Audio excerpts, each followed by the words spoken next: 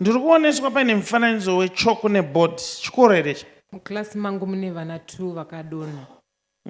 Saka vadonha vaiti vari kuona ini vachimanifesta. Kuona imimi?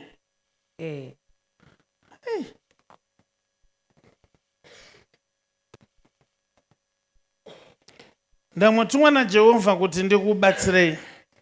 Ndangonzwa muspiriti mangu kunzi ndikuyamurei.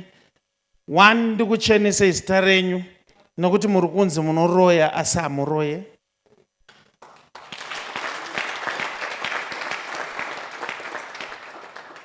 Ndoda kuti ndiende pasosi kuti why vana vari kutanga kudonha vachinzi vachimanifesta votaura zita remudzidzisi. And I think kuti even iwo mwana wako akamanifesta achitaura kuti ndiri kuona madam Ningi, ungazvirambe here izvozvo? Imimi mama, zviri very funny, but I must tell you. Chiri kuita kuti imimi vana vaite zvavari kuita zvenyaya yekuti pane mubereki wandiri kuona akakutsamwirai nekuti hamuna kuita mwana wake muprefect. Vari pamai vakandikonfront. Saka ndaiti vari kutoseka zvavo. Maiti chi? Ndaiti vari kuseka. Yeah. Because maonera ndiri kuita pane mubereki akatsamwa ari kuti waifanira kuita mwana wangu muprefect. Saka mubereki uyu ndiye akanokuisai mamhepo ekuti imimi vana vese vakadonha pachikoro vanotaura zita renyu kuti mudzingwe basa. Zvakaoma munhu waMwari. Now, chandoda kungokuonesai nekukudzidzisai ndechekuti imi vabereki muri pano, nokuti mese muri vabereki.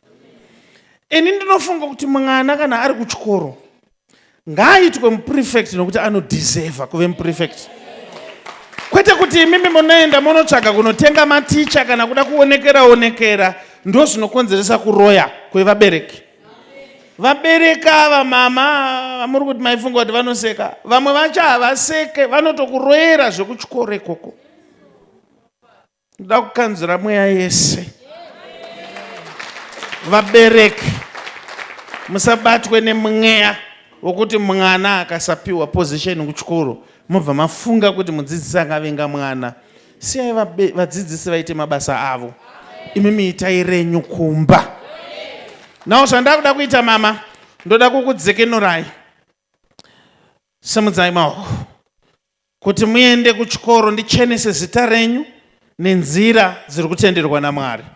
Father, in the name of Jesus, I release you now. In the mighty name of Jesus. Thank you, my Father. You are free now. In the name of God. Yes, and I'm not gonna pass.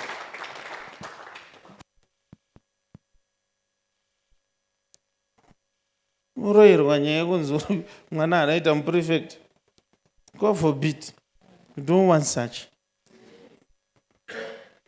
Ndatutsamwa.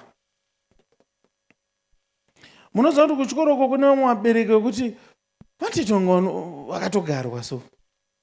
Uine mwana so untoona kuti mubereki Ningi. Uyu unoroyewa.